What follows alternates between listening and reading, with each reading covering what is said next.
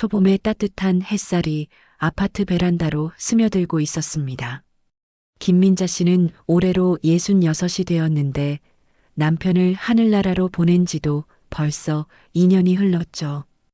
혼자서 이 넓은 집을 지키고 있자니 때로는 적막함이 뼈에 사무치기도 했어요. 서울 강남에 있는 30여 평 아파트는 남편과 함께 평생을 모아서 산 보금자리였는데 이제는 너무 넓게만 느껴졌습니다. 그런데 오늘은 뭔가 달랐어요. 아들 승철이가 점심때 갑자기 전화를 걸어왔거든요. 어머니, 저 결혼하기로 했어요. 승철이의 목소리엔 어딘지 모를 설렘과 동시에 조심스러움이 배어 있었죠. 민자 씨는 수화기를 꽉 잡고 한참을 말없이 있었습니다. 36살이 되도록 혼자 지내던 아들이 드디어 짝을 찾았다니 반가우면서도 한편으론 걱정이 밀려왔어요. 그래, 어떤 분인데? 민자 씨가 조심스럽게 물어보니 승철이는 회사 동료 소개로 만났는데 정말 좋은 사람이에요. 이름은 이미영이고 나이는 30이에요라고 대답했습니다. 그런데 뭔가 이상했어요. 평소 같으면 며느리감에 대해 이것저것 자세히 설명했을 텐데 오늘은 유난히 말수가 적었거든요. 어떤 일을 하시는 분이니? 라고 물어봐도 사무직이에요 라고만 간단히 답할 뿐이었죠. 일주일 뒤 상견례 자리가 마련되었습니다.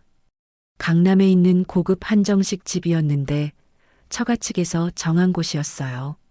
민자 씨는 검은색 정장을 깔끔하게 차려입고 나섰습니다. 처음 만나는 며느리와 사돈들에게 좋은 인상을 주고 싶었거든요. 택시를 타고 가는 길에도 마음이 두근거렸어요. 어떤 아이일까? 우리 승철이를 행복하게 해줄 수 있을까? 미영 씨는 첫인상이 나쁘지 않았습니다. 키가 작은 편이었지만 옷차림이 단정했고 인사도 예의 바르게 했어요.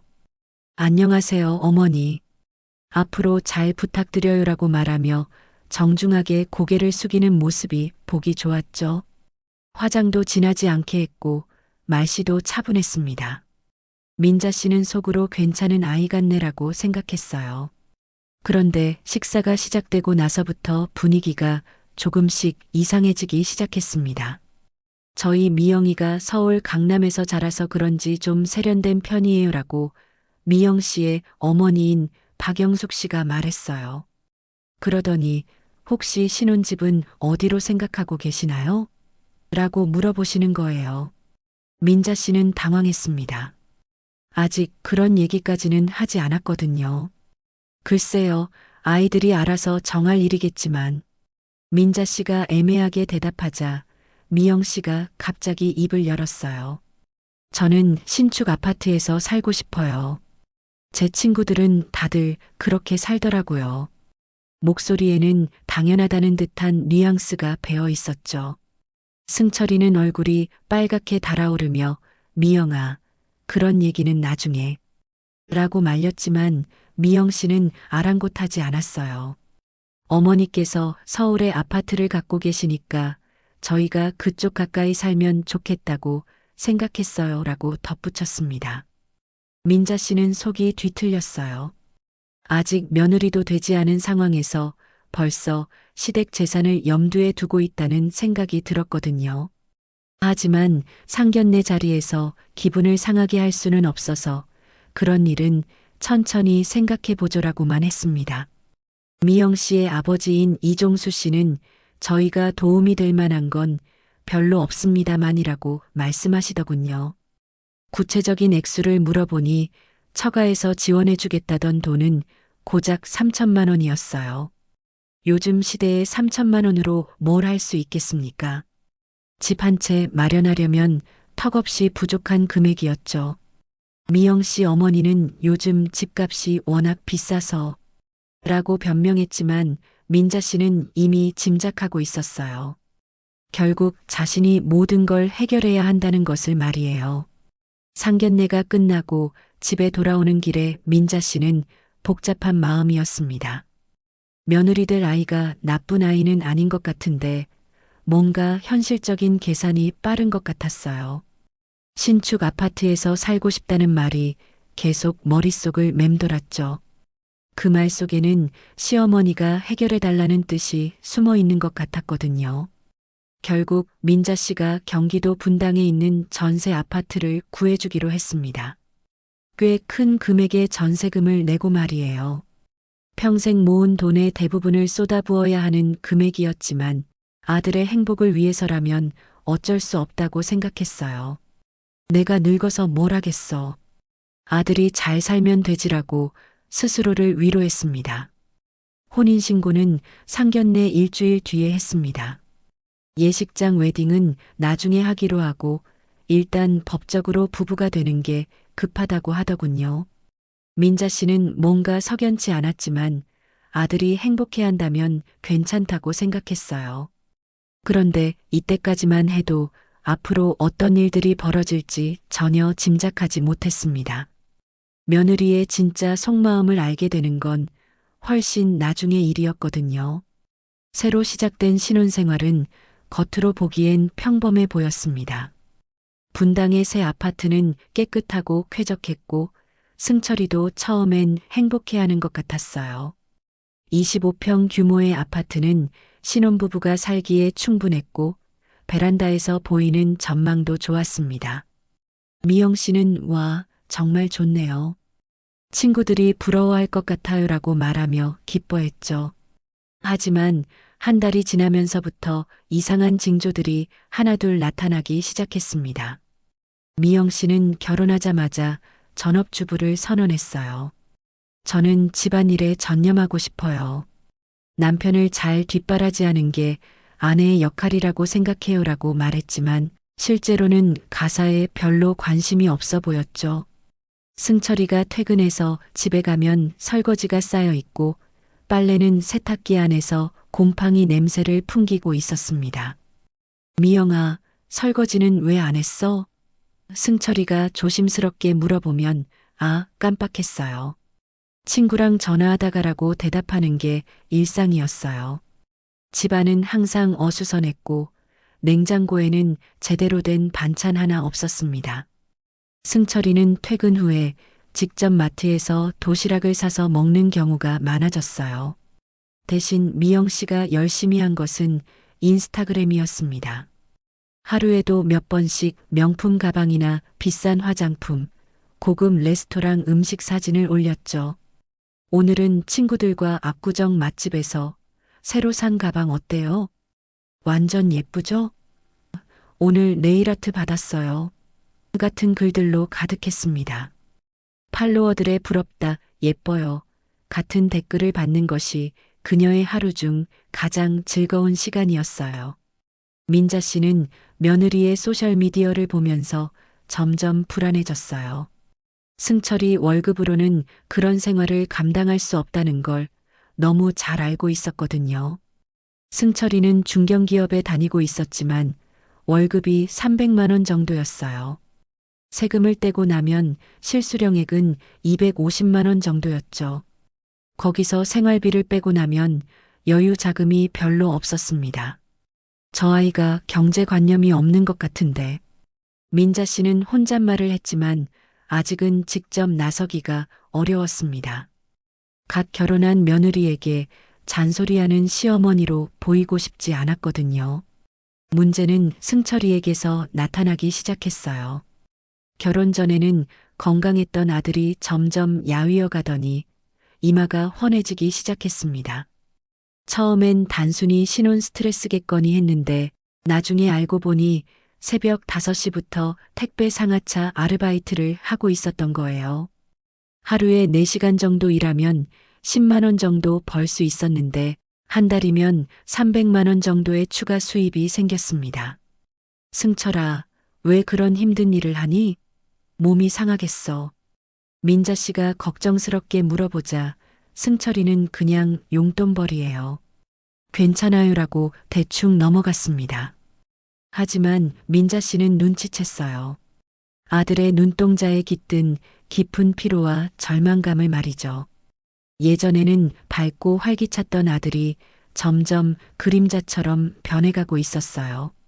사실 승철이는 미영 씨의 신용카드 빚 때문에 밤낮 없이 일하고 있었습니다.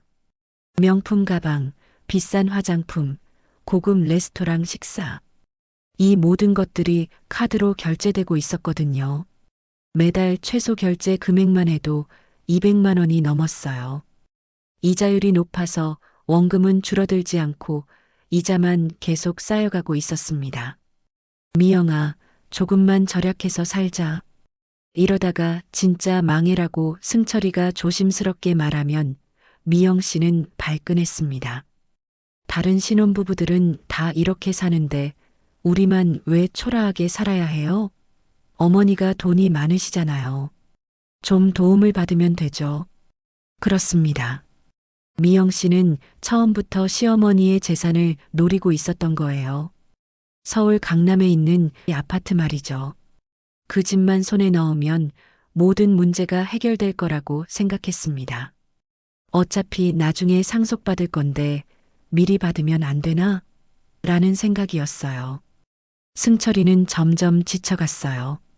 새벽 5시에 일어나서 아르바이트를 하고 오전 9시부터는 회사에서 일하는 생활이 계속되니까 몸이 견딜 수가 없었습니다. 회사에서도 실수가 잦아지고 상사에게 꾸중을 듣는 일이 많아졌어요. 김 대리, 요즘 컨디션이 안 좋은 것 같은데 괜찮나? 중요한 프로젝트인데. 실수하면 안 되라는 걱정 섞인 말을 들을 때마다 가슴이 무너지는 것 같았죠. 민자 씨는 아들의 변화를 지켜보면서 가슴이 아팠어요. 머리카락은 눈에 띄게 빠지고 있었고 얼굴은 항상 피곤해 보였습니다. 체중도 많이 줄어서 옷이 헐렁해 보였어요. 이래서는 안 되겠다고 생각한 민자 씨는 어느 날 분당 아파트로 찾아갔어요. 며느리와 진솔한 대화를 나눠보고 싶었거든요. 아들이 이렇게 힘들어하는 이유를 정확히 알고 싶었고 뭔가 해결책을 찾고 싶었습니다. 하지만 미영 씨의 반응은 예상과 달랐어요. 시어머니가 갑자기 찾아온 것을 달가워하지 않는 기색이 역력했거든요.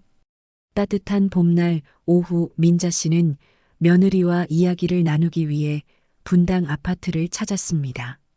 아들의 건강이 나빠지는 것을 더 이상 지켜볼 수 없었거든요. 미리 전화를 하지 않고 갔는데 그게 오히려 며느리의 진짜 모습을 볼 수 있는 기회가 되었어요. 현관문을 열고 들어서니 거실에는 명품 쇼핑백들이 소파 위에 나뒹굴고 있었고 싱크대에는 설거지거리가 산더미처럼 쌓여 있었습니다. 미영아, 있니? 민자 씨가 부르자 미영 씨는 침실에서 나와 어색하게 웃었습니다. 어머니, 갑자기 오셨네요. 미리 말씀해 주시지. 말끝이 불평스러웠죠.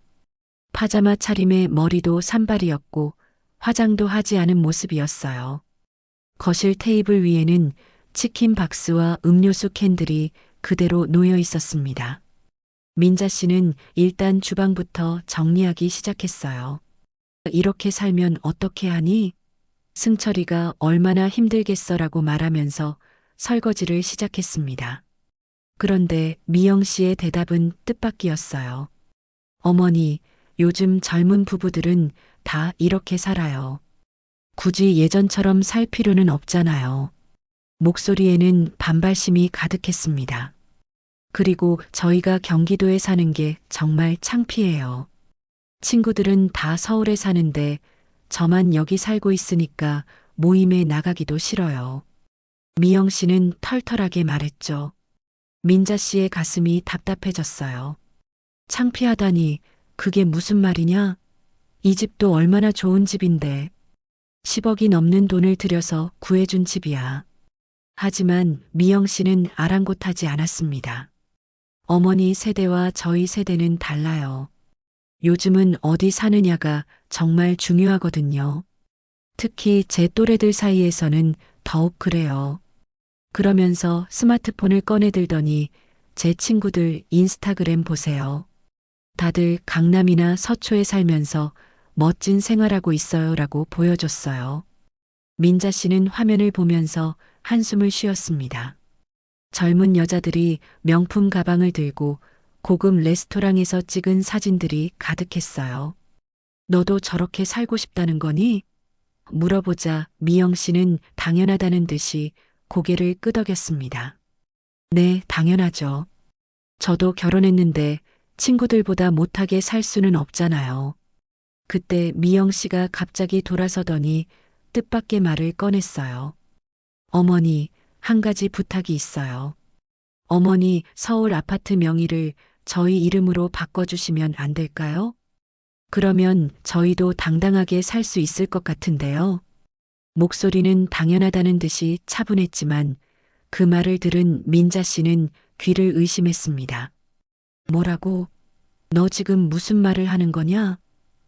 민자 씨의 목소리가 떨렸어요. 결혼한 지 겨우 석 달밖에 안 된 며느리가 시어머니 재산에 눈독을 들이고 있다니요. 어차피 나중에는 승철이가 물려받을 재산이잖아요. 미리 해주시면 안 되나요? 저희도 체면이 있는데 친구들한테 경기도 산다고 말하기가 정말 창피해요. 미영 씨는 당연하다는 듯이 말했습니다. 그리고 제가 승철 오빠 아내인데 시댁 재산에 대한 권리가 있는 거 아닌가요? 법적으로도 배우자는 상속권이 있다고 들었는데요. 법까지 들먹이는 모습에 민자 씨는 기가 막혔어요.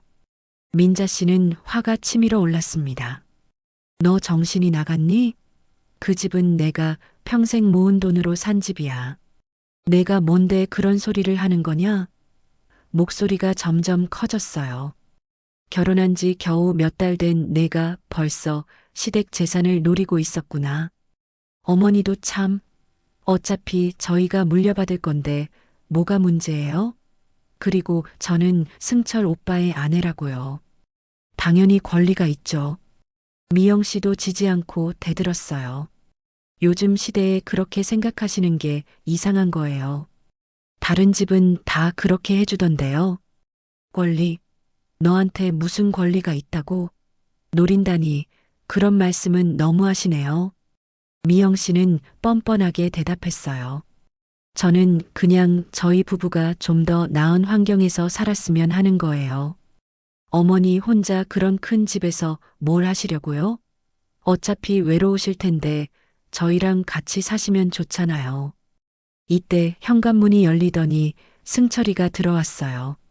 택배 상하차 아르바이트를 마치고 온 모습이 말이 아니었습니다. 얼굴은 땀으로 범벅이고 옷은 먼지투성이었죠.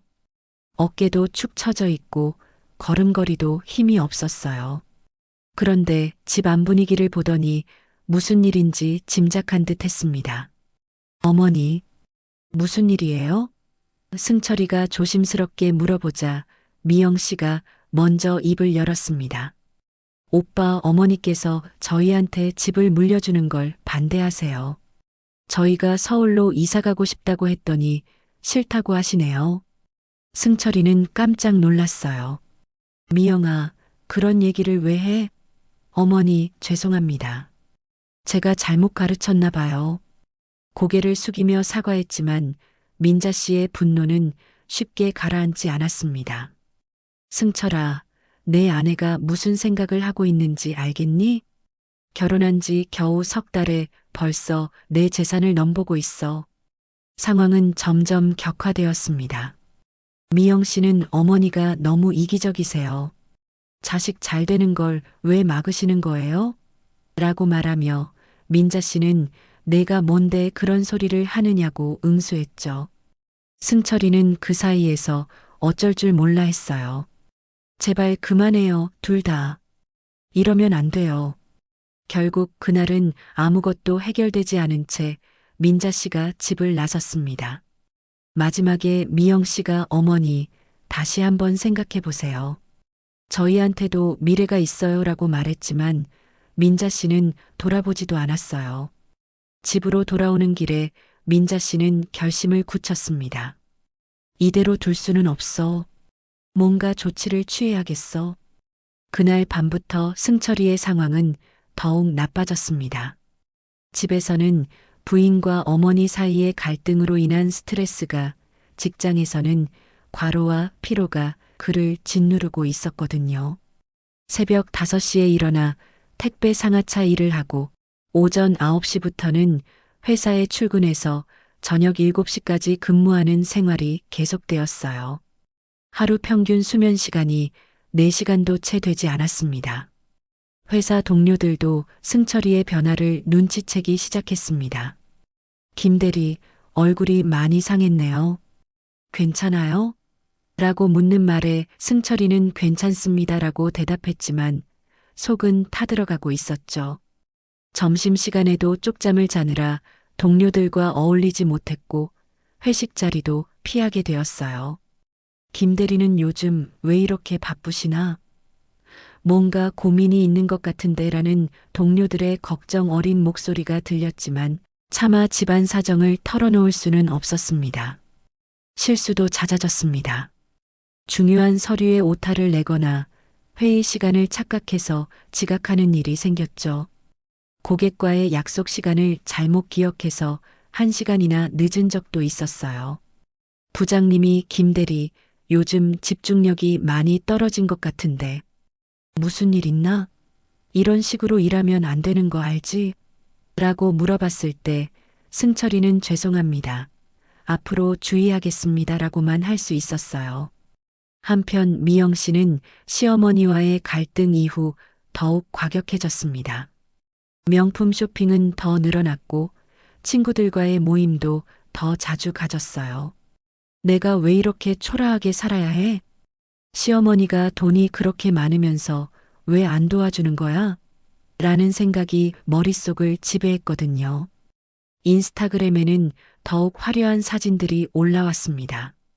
오늘은 청담동에서 친구들과 새로 산 명품 시계, 압구정 고급 에스테틱에서 관리받기 같은 글들이었어요. 승철 오빠, 어머니랑 다시 얘기해봐요. 우리가 그 집에 살면 오빠도 출퇴근이 편할 텐데요. 분당에서 강남까지 매일 다니는 것도 힘들잖아요. 미영 씨는 포기하지 않았습니다. 하지만 승철이는 고개만 저었어요. 미영아, 그런 얘기는 하지 마. 어머니 마음을 너무 아프게 했잖아. 더 이상 그런 소리 하면 안 돼. 오빠는 왜 그렇게 소극적이에요? 다른 남편들은 아내를 위해서 적극적으로 나서는데 제 친구 남편은 시댁에서 아파트도 사주고 차도 사줬다고 했거든요. 미영 씨의 불만은 커져만 갔습니다. 우리만 왜 이렇게 힘들게 살아야 해요? 민자 씨도 잠들기 어려운 밤들이 계속되었어요. 아들이 이렇게 고생하는 것을 보니 가슴이 미어졌거든요. 내가 뭘 잘못했나? 며느리를 너무 박대한 건 아닐까? 하고 자책도 했지만 며느리의 뻔뻔한 요구는 도저히 받아들일 수 없었습니다. 평생 모은 재산을 겨우 3달 된 며느리에게 넘겨달라니 상식적으로 말이 안 되는 일이었어요. 어느 날 승철이는 회사에서 중요한 프레젠테이션을 완전히 망쳤어요. 준비해간 자료를 깜빡하고 집에 두고 온 거였죠. USB도 없고 클라우드에도 백업을 안 해놨더군요. 고객들 앞에서 빈손으로 서 있는 순간 승철이는 자신이 얼마나 무너져가고 있는지 깨달았습니다. 정말 죄송합니다. 제가 실수했습니다라고 말하며 고개를 숙이는데 얼굴이 화끈거렸어요. 죄송합니다, 부장님. 정말 죄송합니다. 승철이는 부장실에서 머리를 조아렸어요. 부장님은 한숨을 쉬며 김 대리, 이러면 안 되는 거 알지? 회사 일에 집중 좀 해. 이번 프로젝트가 얼마나 중요한 건지 알고 있잖아. 고객들한테 뭐라고 설명하라고? 라고 말했습니다. 승철이는 다시는 이런 일 없도록 하겠습니다라고 약속했지만 내심 불안했어요. 그날 저녁 집에 돌아온 승철이를 보고 미영 씨는 화를 냈어요. 오빠, 왜 이렇게 늦어요? 친구들이랑 약속이 있었는데 취소해야 했다고요. 맨날 일만 하고 저는 언제 신경 써주실 거예요? 남편의 지친 얼굴은 전혀 눈에 들어오지 않는 것 같았죠. 미영아, 나 오늘 회사에서 큰 실수했어. 승철이가 말을 시작하려 했지만 미영 씨는 듣지 않았어요. 그런 소리 말고 어머니께 다시 얘기해봐요. 우리가 서울로 이사 가야 한다고요. 이 상황이 언제까지 계속될 거예요? 승철이는 소파에 주저앉으며 고개를 감쌌습니다. 제발, 그런 얘기 좀 하지 마. 나 정말 힘들어. 회사에서도 제대로 일 못하겠고, 집에 와서도 편할 수가 없어. 목소리가 떨렸어요. 하지만 미영 씨에게는 그런 남편의 모습이 약해 보이기만 했습니다. 오빠가 너무 나약해요. 좀 더 당당하게 사세요. 어머니한테 우리 권리를 주장하는 게 뭐가 나빠요? 미영 씨는 냉정하게 말했어요. 제 친구들 남편들은 다 자기 아내 편인데 오빠만 어머니 편이네요. 그 무렵 민자 씨는 혼자서 중요한 결정을 내리고 있었어요. 더 이상 이런 상황이 계속될 수는 없다고 생각했거든요. 아들이 이렇게 무너져가는 것을 지켜만 보고 있을 수는 없었습니다. 내가 뭔가 해야겠다. 며느리가 노리는 게 내 아파트라면 그 꿈을 확실히 꺾어놔야 해는 마음이 굳어져 갔어요. 신뢰하는 부동산 중개업자에게 전화를 걸어 시세를 알아보기도 했습니다. 김 사장님, 우리 집 지금 얼마 정도 할까요? 요즘 그 동네가 많이 올랐는데 꽤 많이 받으실 수 있을 것 같아요 라는 대답을 들으며 민자 씨는 계획을 구체화하기 시작했어요. 며칠 뒤 미영 씨는 남편 몰래 중대한 계획을 세우기 시작했습니다. 인터넷에서 부동산 관련 법률을 찾아보고 법무사 사무실에도 전화를 걸어 상담을 받았어요. 시어머니 명의의 집을 며느리 이름으로 바꿀 수 있는 방법이 있을까요? 아니면 미리 상속받을 수 있는 방법은 없나요? 법무사는 증여나 매매가 아닌 이상 명의 변경은 어렵습니다. 소유자의 동의가 있어야 하거든요. 생전 증여도 증여세가 많이 나오고요라고 설명했지만 미영 씨는 포기하지 않았어요. 다른 방법은 없을까요? 예를 들어서 시어머니가 돌아가시기 전에 미리 처리할 수 있는 방법이나 하며 계속 물어봤습니다. 법무사는 그런 방법은 불법이고 권하지 않습니다라고 단호하게 말했지만 미영 씨는 마음속으로 다른 계획을 세우고 있었어요. 그러던 중 미영 씨는 인터넷 커뮤니티에서 비슷한 사례를 발견했어요.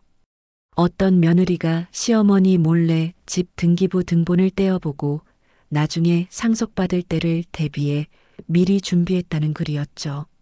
아, 이거구나 하고 생각한 미영 씨는 곧바로 행동에 나섰습니다. 일단 현재 상황부터 정확히 파악해보자는 생각이었어요. 다음 날 미영 씨는 대법원 인터넷 등기소에 접속해서 시어머니 아파트의 등기부 등본을 신청했어요. 주소만 알면 누구나 신청할 수 있는 공개 정보였거든요. 발급 비용도 1,000원밖에 안 되었어요. 발급받는데 며칠 걸린다고 했으니 그동안 다른 방법도 알아보기로 했죠. 법무사나 변호사를 통해서 뭔가 방법이 있을 거라고 생각했거든요. 미영 씨는 친구들에게도 슬쩍 물어봤어요. 혹시 시댁 재산 상속받은 친구 있어? 어떻게 했는지 좀 알려줘. 하지만 대부분 그런 건 시어머니가 돌아가신 후에나 가능하지 않을까? 라는 대답뿐이었어요. 그래도 포기하지 않고 계속 방법을 찾아봤습니다.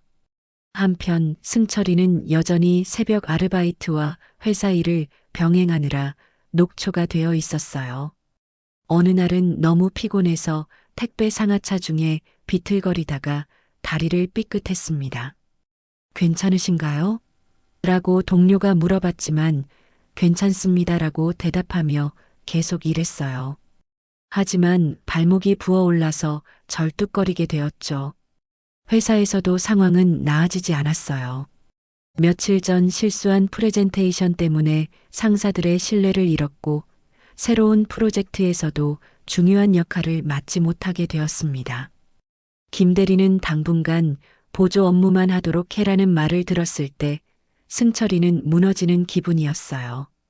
민자 씨는 아들의 상태가 심각하다는 것을 알고 있었어요. 며칠 전에는 승철이가 집에 들렀다가 소파에 앉자마자 잠들어 버렸거든요.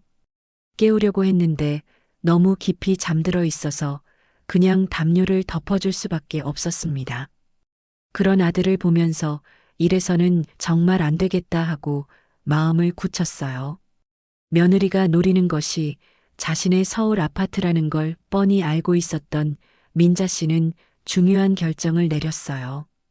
그 집을 팔아버리자는 생각이었죠. 며느리가 호시탐탐 노리고 있는데 그냥 두면 언젠가는 문제가 생길 게 뻔했거든요.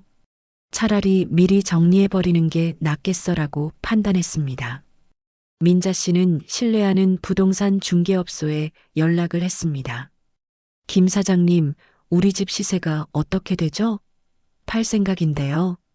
오랫동안 거래해온 부동산 중개업자는 요즘 그 동네가 많이 올랐어요. 그런데 갑자기 웬일이세요? 라고 답했어요. 그럼 매매를 진행해 주세요. 빨리요. 민자 씨의 목소리는 단호했습니다. 중개업자는 갑자기 웬일이세요? 집을 왜 파시려고요?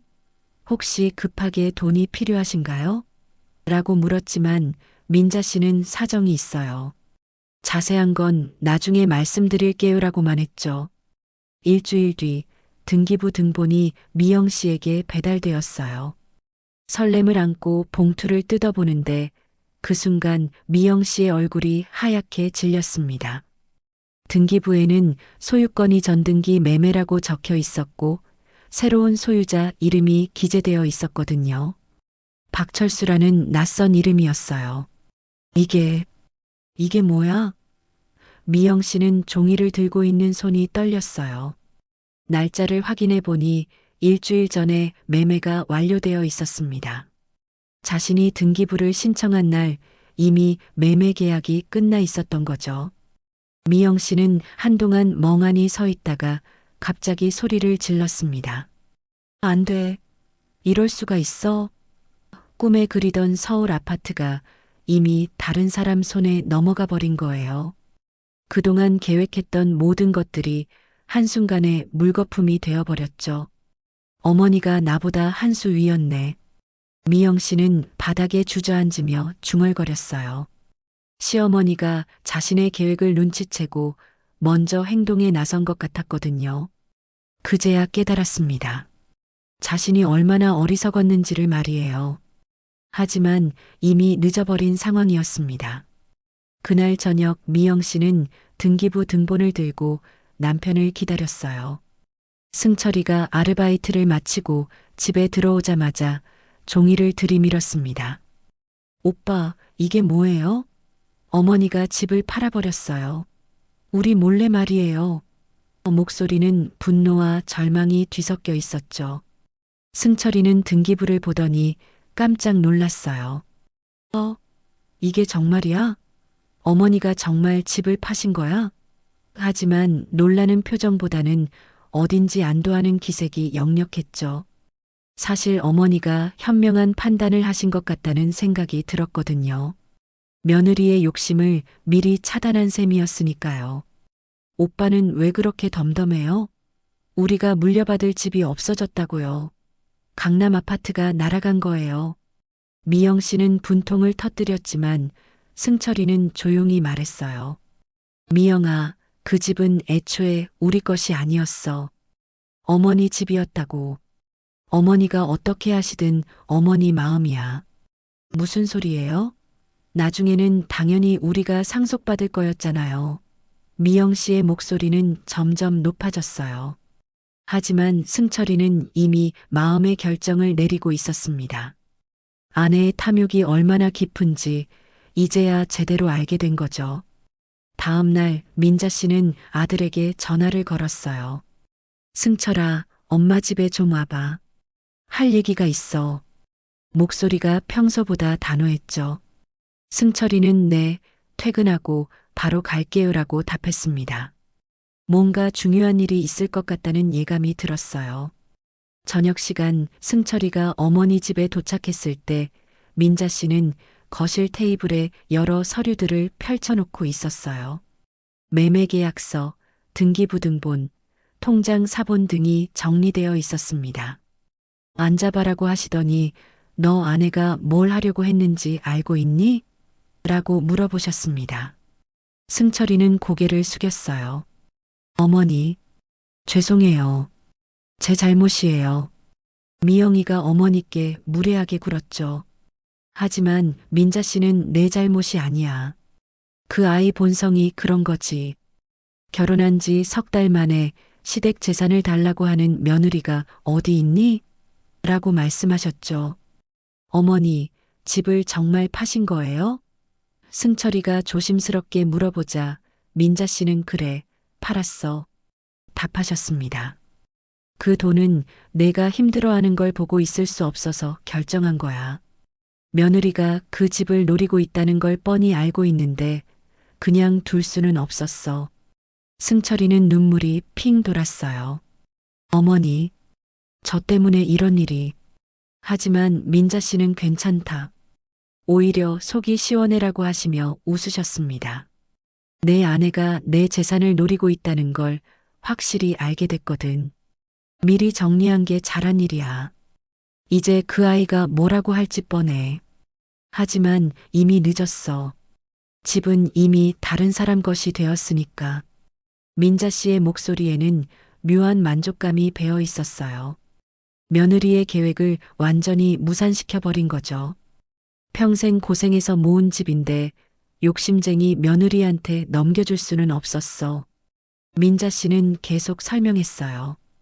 그 돈으로는 내가 정말 힘들 때 도와줄 거야. 카드빚부터 정리하고 새벽 아르바이트도 그만두거라. 몸이 상하면 안 돼. 승철이는 어머니의 배려에 감동했어요. 자신을 위해 평생 살던 집까지 팔아버리신 거잖아요. 어머니, 그러면 어머니는 어디서 사실 거예요? 승철이가 걱정스럽게 물어보자 민자 씨는 이미 작은 아파트로 이사 준비 중이야. 혼자 살기엔 너무 컸거든. 집을 판 돈이 있으니까 당분간은 걱정 없어라고 답하셨어요. 그날 밤 집에 돌아온 승철이에게 미영 씨는 화를 냈어요. 오빠 어머니한테 뭐라고 했어요? 집을 다시 사라고 하던가요? 더 좋은 집도 살 수 있잖아요. 하지만 승철이는 조용히 대답했습니다. 미영아, 어머니가 하신 일이 맞는 것 같아. 우리가 너무 욕심을 부렸어. 뭐라고요? 오빠가 지금 무슨 말을 하는 거예요? 우리 권리를 포기하자는 거예요? 미영 씨는 믿을 수 없다는 표정이었어요. 하지만 승철이는 이미 결심을 굳힌 상태였습니다. 우리 이렇게 살면 안 될 것 같아. 너무 잘못된 것 같아. 어머니 돈을 바라고 결혼한 게 아니잖아. 오빠는 정말 답답해요. 다른 남편들은 다 아내 편인데. 미영 씨는 소리를 질렀지만 승철이는 더 이상 듣고 싶지 않았어요. 그 순간부터 부부 사이의 균열은 걷잡을 수 없이 커지기 시작했어요. 미영 씨는 오빠가 나보다 어머니를 더 생각한다며 서운해했고 승철이는 당연히 어머니를 더 생각해야지. 어머니가 날 낳아주고 키워주셨는데라고 맞받아쳤습니다. 그날 밤부터 미영 씨는 승철이와 제대로 말을 하지 않았어요. 냉전 상태가 시작된 거죠. 하지만 승철이는 오히려 마음이 편해졌습니다. 어머니의 현명한 판단 덕분에 아내의 본성을 제대로 알게 되었고 이제 자신이 어떤 선택을 해야 할지 분명해졌거든요. 일주일이 지나자 예상치 못한 일이 벌어졌습니다. 분당 아파트로 택배가 하나 배달되었는데 발신인이 법무법인 정이었어요. 미영 씨가 떨리는 손으로 봉투를 뜯어보니 임대차 계약 해지 통지서라고 적힌 공문서가 들어 있었습니다. 집주인이 직접 거주하기 위해 전세 계약을 해지한다는 내용이었어요. 이게 뭐야? 갑자기 왜? 미영 씨는 서류를 읽어보다가 다리에 힘이 풀렸어요. 아파트의 집주인이 자신이 살기 위해 전세 계약을 해지한다는 거였죠. 법적으로 아무 문제가 없는 정당한 절차였어요. 전세 계약서에도 그런 조항이 명시되어 있었거든요. 한 달 안에 이사를 나가라고. 미영 씨는 믿을 수 없다는 표정으로 서류를 다시 읽어봤어요. 분명히 이사 예정일 한 달 후라고 적혀 있었습니다. 갑작스러운 일이라 어디서 집을 구할지도 막막했어요. 요즘 부동산 시장에서 괜찮은 전세집을 구하기가 얼마나 어려운데요. 그날 저녁 승철이가 집에 왔을 때 미영 씨는 서류를 들이밀며 소리쳤습니다. 이것 봐요. 우리 쫓겨나게 됐어요. 어머니가 집을 안 팔았다면 이런 일은 없었을 거예요. 이제 어떻게 해요? 하지만 이미 돌이킬 수 없는 상황이었죠. 승철이는 서류를 차근차근 읽어보더니 한 달 안에 나가야 하네. 집주인이 직접 살겠다는데 어쩔 수 없지라고 중얼거렸어요. 갑작스러운 일이었지만 한편으론 이 기회에 모든 걸 정리하고 싶다는 생각도 들었습니다. 아내와의 관계도 이미 파탄 지경이었고 새로운 시작이 필요하다고 생각했거든요. 이틀 뒤 집주인이 직접 아파트를 찾아왔어요. 40대 중반으로 보이는 정중하지만 단호한 태도의 남성이었습니다. 안녕하세요. 죄송하지만 제가 이사를 와야 해서요. 한 달 안에 이사 준비해 주시면 감사하겠습니다라고 말했어요. 미영 씨는 한 달은 너무 짧아요. 집을 어디서 구해요? 요즘 전세 구하기가 얼마나 어려운데요. 좀 더 시간을 주시면 안 될까요? 라고 애원했지만 집주인은 계약서에 명시된 사항입니다. 저도 이미 이사 계획을 다 세워놨거든요라고 답할 뿐이었어요. 법적으로 전혀 문제없는 일이었거든요. 그 후 2주일 동안 미영 씨와 승철이는 집을 찾아다녔지만 마땅한 곳을 찾지 못했어요. 분당 지역에서 비슷한 조건의 아파트를 구하기 어려웠거든요. 이럴 줄 알았으면 어머니가 집 팔 때 뭐라도 해봤을 텐데. 그로부터 2주일 뒤 이삿짐 센터 트럭이 아파트 앞에 도착했습니다. 미영 씨는 마지막까지 다른 집을 구할 때까지만 좀 기다려달라. 정말 갈 곳이 없어요고 애원했지만 이미 모든 절차는 진행되고 있었어요. 새 집주인도 이미 이사 트럭을 예약해놨다고 했거든요. 짐들이 하나둘 트럭에 실리면서 미영 씨의 얼굴은 점점 절망적으로 변해갔습니다. 그동안 사모았던 명품 가방들, 비싸게 산 화장품들, 브랜드 옷들이 아무렇게나 상자에 담겨나가는 모습을 보니 현실이 실감났어요. 내가 뭘 위해 이렇게 살았나 하는 생각이 들었죠. 이삿짐 기사들은 어디로 가실 건가요? 라고 물어봤지만 미영 씨는 대답할 수 없었어요. 아직 새로운 집을 구하지 못했거든요. 일단 창고에 맡겨주세요라고 할 수밖에 없었습니다. 한 달치 창고 비용도 꽤 비쌌지만 어쩔 도리가 없었어요. 이럴 수가 있어? 미영 씨는 아파트 복도에 주저앉아 울기 시작했습니다. 이웃들이 구경 나와서 저 집이 왜 저러지? 뭔 일이 있나? 하고 수군거리는 소리가 들렸지만 더 이상 체면 따위는 중요하지 않았어요. 꿈에 그리던 강남 아파트는 이미 남의 것이 되었고 살던 집마저 잃게 된 상황이었거든요. 승철이는 짐을 정리하면서 마음의 결정을 내리고 있었습니다. 이제 그만하자. 이렇게 살 수는 없어. 새벽 아르바이트로 망가진 건강, 끝없는 카드빚, 그리고 어머니와의 갈등. 모든 게 미영 씨 때문이었다는 생각이 들었어요. 아내의 끝없는 욕심이 가족을 이 지경까지 만든 거죠. 미영아, 우리 이제 정말 끝인 것 같아. 승철이가 조용히 말했을 때 미영 씨는 뭐가 끝이에요? 집만 다시 구하면 되잖아요. 라고 대답했어요. 하지만 승철이는 고개를 저었습니다. 그게 문제가 아니야. 우리 생각이 너무 달라. 더 이상 같이 살 수 없을 것 같아. 짐을 다 빼낸 뒤 열쇠를 집주인에게 전달할 때 미영 씨는 마지막으로 우리 정말 갈 곳이 없어요. 하루만 더 있게 해주시면 안 될까요? 라고 말했습니다. 하지만 집주인은 그건 제가 알 바가 아닙니다. 이미 충분히 시간을 들였어요. 라고 냉정하게 답했죠. 그날 저녁 임시로 모텔을 잡은 부부는 말없이 앉아 있었어요. 좁은 모텔 방에는 여행용 가방 몇 개만 놓여 있었고 나머지 짐들은 모두 창고에 맡겨진 상태였어요. 미영 씨는 계속 어머니가 집을 안 팔았으면 이런 일은 없었을 텐데 라고 중얼거렸지만 승철이는 더 이상 듣고 싶지 않았습니다.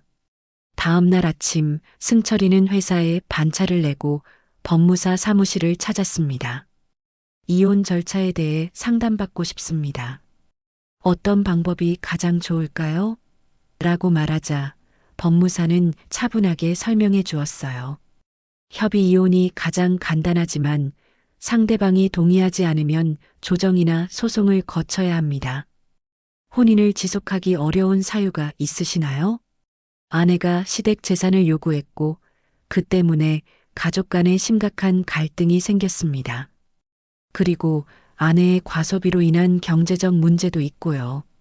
승철이가 상황을 설명하자 법무사는 충분히 이혼 사유가 될 수 있겠네요. 우선 협의를 시도해 보시고 안 되면 가정법원에 조정 신청을 하시면 됩니다라고 조언했습니다. 아내가 동의하지 않을 것 같은데요. 승철이가 말하자 법무사는 그럼 가정법원에 조정 신청을 하셔야겠네요. 혼인을 지속하기 어려운 사유가 명확하다면 법원에서 받아들일 겁니다. 특히 시댁 재산을 요구한 것은 상당히 문제가 될 수 있어요. 라고 말했습니다. 집으로 돌아온 승철이는 미영 씨에게 조심스럽게 말을 꺼냈어요. 미영아, 우리 이혼하자. 더 이상 함께 살기 어려울 것 같아. 간단한 말이었지만 미영 씨는 귀를 의심했습니다. 뭐라고? 갑자기 무슨 소리예요?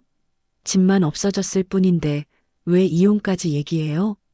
갑자기가 아니야. 내가 원하는 삶과 내가 원하는 삶이 완전히 달라. 승철이의 목소리는 담담했어요. 이미 마음의 결정을 내린 뒤였거든요. 어머니께 그런 요구를 한 것도 이해할 수 없고 계속 명품만 사면서 카드빚을 늘린 것도 받아들일 수 없어. 미영 씨는 발끈했습니다. 집만 있었으면 이런 일은 없었을 거예요. 어머니가 집을 팔지만 않았어도 우리는 행복하게 살 수 있었을 거라고요. 하지만 승철이는 고개를 저었어요. 그게 문제가 아니야. 내가 처음부터 잘못 생각하고 있었던 거야. 결혼은 돈 때문에 하는 게 아니야. 잘못 생각했다니 뭘 잘못 생각했다는 거예요? 부부가 잘 살려고 하는 게 잘못이에요? 시댁에서 도움을 받는 게 뭐가 나빠요? 미영 씨는 끝까지 자신의 잘못을 인정하지 않았어요. 다른 집은 다 그렇게 해주는데 우리 집만 왜 이래요? 승철이는 더 이상 설득할 마음이 없었습니다. 어쨌든 내 결정은 바뀌지 않아. 이혼하자. 그리고 이틀 뒤 가정법원에 조정 신청서를 제출했어요. 혼인을 지속하기 어려운 사유로 배우자의 시댁 재산 요구 및 과도한 소비로 인한 경제적 갈등이라고 적었습니다. 법원의 가사 조정 과정은 석 달 동안 계속되었습니다. 미영 씨는 처음에는 남편이 일방적으로 이혼을 요구한다. 저는 잘못한 게 없다며 반대했지만 조정위원들이 양쪽 이야기를 들어보니 상황이 명확해졌어요. 신용카드 사용 내역, 시어머니와의 갈등 상황 등이 모두 드러났거든요. 부인께서 시댁 재산을 요구한 것이 사실입니까? 조정위원이 물어보자 미영 씨는 당연한 권리 아닌가요? 나중에 상속받을 건데 미리 받으면 안 되나요? 라고 대답했습니다. 그 순간 조정위원들의 표정이 굳어졌어요. 결혼한 지 석 달 만에 그런 요구를 하신 건가요? 신용카드 사용액이 매월 200만 원을 넘는다고 하는데 이에 대해서는 어떻게 생각하시나요? 또 다른 조정위원이 물어보자 미영 씨는 요즘 젊은 부부들은 다 그렇게 살아요라고 답했어요. 하지만 조정위원들은 남편분 월급으로는 감당하기 어려운 수준 아닌가요? 라고 지적했습니다. 결국 법원은 승철이의 손을 들어주었습니다. 혼인을 지속하기 어려운 사유가 충분히 인정됩니다라는 결정과 함께 이혼이 성립되었어요. 재산 분할도 거의 없었죠. 애초에 나눌 재산이 별로 없었고 대부분이 미영 씨의 소비로 인한 빚이었거든요. 미영 씨에게 남은 건 신용카드 빚뿐이었어요. 승철이와 함께 만든 빚이었지만 대부분 미영 씨가 쓴 것들이라 혼자서 감당해야 했습니다.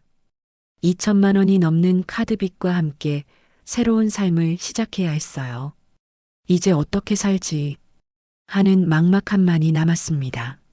한편 승철이는 이혼 후 새벽 아르바이트를 그만두고 건강을 회복하기 시작했습니다.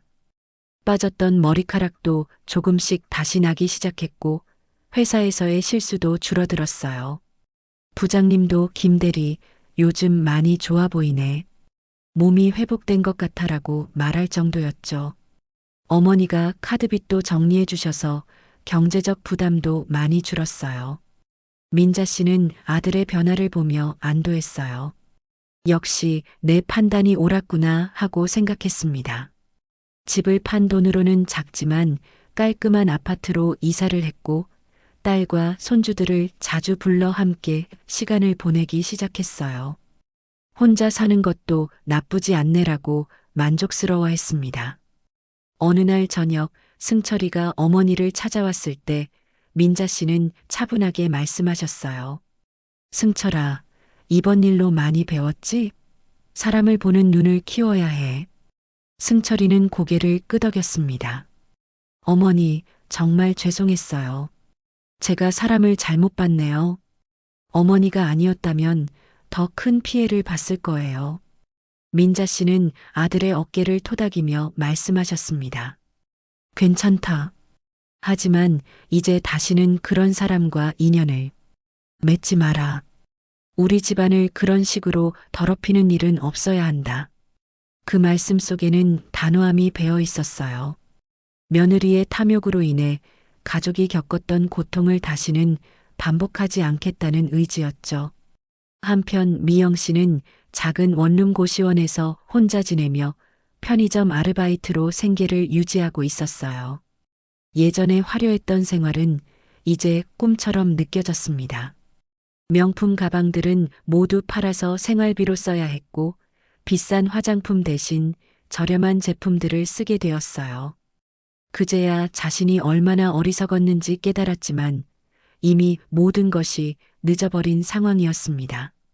저녁 무렵 고시원 창밖으로 보이는 서울 시내의 불빛들을 바라보며 미영 씨는 중얼거렸습니다. 내가 너무 욕심을 부렸나? 시어머니 말씀을 들었어야 했는데. 하지만 후회해도 이미 돌이킬 수 없는 일이었죠. 한때 손에 넣으려 했던 이 아파트는 이제 완전히 남의 것이 되어버렸고 사랑했다고 생각했던 남편도 떠나가 버렸습니다. 그렇게 욕심이 부른 파국의 이야기는 막을 내렸습니다. 가족의 소중함과 족함을 아는 마음이 얼마나 중요한지를 보여주는 씁쓸한 결말이었어요. 민자 씨의 현명한 판단이 더 큰 재앙을 막았지만 그 과정에서 한 가정이 완전히 무너져버린 안타까운 이야기였습니다.